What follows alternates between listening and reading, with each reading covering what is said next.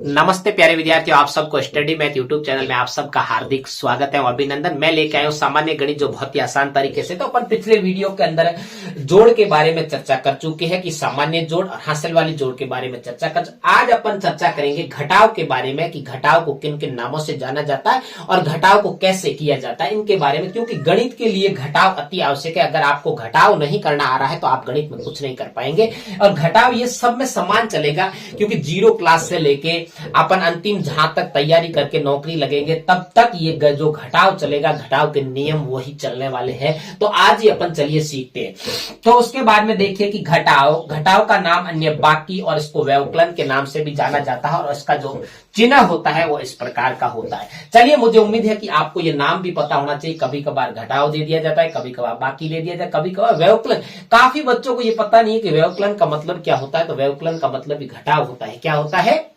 घटाव। चलिए आइए अपन आज घटाव की शुरुआत करते हैं। तो घटाव के अंदर एक नियम है कि जब भी घटाव होता है तो घटाव के अंदर ऊपर की संख्या हमेशा बड़ी होती है और नीचे की संख्या हमेशा क्या होती है? छोटी होती है। तो अपन को यह भी देखना है कि क्या ऊपर की संख्या बड़ी है। देखो 598 और 234। मुझे उम्मीद है कि आपको यहां तक तो समझ में आता है कि संख्या छोटी बड़ी तो आपको पता होगी कि 598 बड़ी है और 234 क्या है? छोटी है। अब देखिए उसमें घटाव का नियम एक और भी है कि दूसरा नियम है कि घटाव हमेशा शुरुआत पीछे से की जाती है। इकाई के अंक की तरफ से। कहां से किया जाता है? इकाई के अंक की तरफ से पीछे से हमेशा जोड़ना शुरुआत की जाती, घटाना शुरू किया जाता है। तो चलिए इसकी घटाव करते हैं कि 8 में से अपन 4। सबसे पहले 8 में से 4 घटाओगे तो कितना बचेगा? 4। जिस बच्चे को ऐसे नहीं करना आ रहा वो 8 लाइनें खींचिए। 1 2 3 4 5 6 7 8 और उसमें से 4 लाइनें मिटानी है। 1 2 3 और 4 और पीछे कितनी बची? 1 2 3 और 4। इस प्रकार भी आप कर सकते हो। ऊपर वाली संख्याओं की हमेशा लाइनें खींची जाती है और नीचे वाले जो अंक दे रखे उन अंकों को मिटाया जाता है। उसके बाद में जो शेष बचता है वही क्या कहलाता है? अपना आंसर कहलाता है। चलिए उसके बाद में 9 में से अगर 3 घटाओगे तो 6 बचेगा और 5 में से 2 घटाओगे तो कितना बचेगा? 3। ये तो बिल्कुल सामान्य घटाव, इसमें न तो कोई उधार लिया गया, जैसे कि ऊपर के सारे अंक बड़े थे और नीचे के सारे अंक छोटे थे, इसलिए अपन बहुत ही आसान तरीके से उनमें उसको घटा दिया। अब देखो अगले में देखिए, दूसरा भी इसी प्रकार है। देखो कि 969 और घटाना उसमें से छोटी वह संख्या है 429। देखो छोटी संख्या है, 969 क्या है? बड़ी संख्या है। तो अपन आसानी से घटा सकते हैं। देखो 9 में से 9 घटाएंगे। देखो 9 आपको 9 में से 9 घटाओगे तो पीछे क्या बचेगा? 0। और 6 में से 2 घटाओगे तो पीछे कितना बचेगा? 4। और 9 में से 4 घटाओगे तो पीछे कितना बचेगा? 5। मुझे उम्मीद है कि ये सामान्य घटाव आपको बिल्कुल बहुत ही आसान तरीके, क्योंकि ये देखो मैंने ये घटाव क्यों दिया, क्योंकि कभी भी आपको बराबर अगर अंक आ जाए कि 9 के 9 आ जाए तो जब 9 लाइनें खींच के 9 लाइनें मिटा देंगे तो पीछे कितना बचेगा? 0। क्या बचेगा? 0। अब देखिए चलिए आइए अपन तीसरे की शुरुआत करते हैं। तीसरा अपन का थोड़ा सा अलग है से।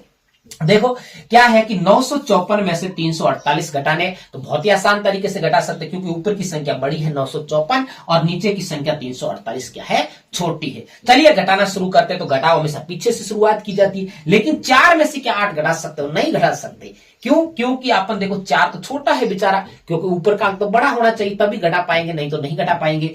तो 4 छोटा है तो अपन को क्या करना पड़ेगा? ऐसी स्थिति जब भी आ जाती है तो पड़ोसी से हमेशा उधार लिया जाता है। पड़ोसी से कभी झगड़ा मत करना, क्योंकि अगर पड़ोसी से आप झगड़ा करोगे तो आपको उधार नहीं देगा वो। तो पड़ोसी से हमेशा मेल मिलाप रखना है। तो चलिए आइए पड़ोसी के पास चलते हैं और पड़ोसी के अंक के पास 5 है और 5 को मांगा कि मुझे एक उधार चाहिए। तो यहां से एक उधार लोगे तो यहां कितना बचेगा? 4 और यहां पे कितना हो जाएगा? 14।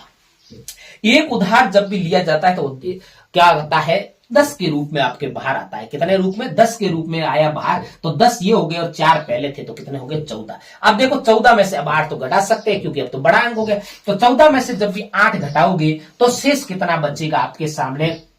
6 बचेगा। कितना बचेगा? 6। और उसके बाद में देखो 4 में से 4 घटा सकते हैं, या कभी कभार बच्चे क्या करते हैं, या उधार लेने के बाद में भी या 5 में से 4 घटा देते, लेकिन आपका गलत हो जाएगा, क्योंकि इससे तो एक उधार लेने के बाद में यहाँ 4 ही बचे थे, अब 4 में से घटाया जाएगा। 4 में से 4 गया, पीछे क्या बचा? 0। क्या बचा? 0। अब देखो 9 में से 3 आसानी से घटा सकते हैं, क्योंकि 9 बड़े हैं और 3 छोटे हैं। 9 में से 3 गया, पीछे कितना बचा? 6। मुझे उम्मीद है कि आपको ये उधार लेने वाला घटाना बहुत ही आसान तरीके से समझ में आया। चलिए अपन चौथा करते हैं इसी प्रकार। अगला घटा, सारे घटाव इसी प्रकार चलेंगे। मैंने हर टाइप के घटाव ले लिया आपके पास में। अब देखिए 9030 में से 3248 घटाने बहुत आसान तरीके से घटा दे, क्योंकि ऊपर की संख्या बड़ी होनी चाहिए और बड़ी है और नीचे की संख्या क्या है, छोटी है, तो अपन बहुत ही आसान तरीके से घटा सकते हैं। चलिए आइए पीछे से घटाव की शुरुआत इकाई के अंक की तरफ से की जाती है, तो 0 में से तो 8 घटा नहीं सकते, तो अपन क्या करेंगे, पड़ोसी अंक के पास में जाएंगे और पड़ोसी से एक उधार लेंगे, तो यहाँ पे 2 बचेगा और यहाँ पे कितना हो जाएगा, 10। कितना हो जाएगा, 10। उसके बाद में 10 में से तो 8 अब घटा सकते हैं, 10 में से 8 गए, पीछे 2 बचे। अब क्या 2 में से 4 घटा सकते हो, नहीं घटा सकते, तो नहीं घटा सकते हो तो अपन पड़ोसी के पास जाएंगे, लेकिन पड़ोसी कहता है कि मेरे पास भैया कुछ नहीं है, आप जानो, आपका काम जाने, वापस जाए, नहीं जाना है वापस, अगले पड़ोसी के पास जाओ। लेकिन अगले पड़ोसी के पास देने के लिए तो है, लेकिन वो सीधा आपको मना करेगा कि मैं तेरे को सीधा उधार नहीं दूंगा, मैं तेरे को सीधा उधार नहीं दूंगा, मैं मेरे पड़ोसी को पहले उधार दूंगा और उसके बाद, तो 9 से एक उधार लिया तो पीछे 8 बजा, तो पहले ही आप खुद के पड़ोसी को देगा, यहां 10 हो जाएंगे।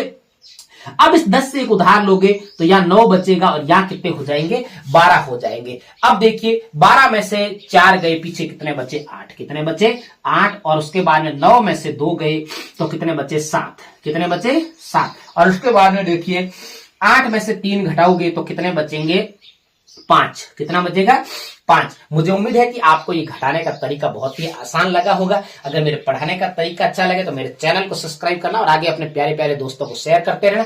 तब तक मेरे स्टडी मैथ यूट्यूब चैनल पर बने रहे। नमस्ते।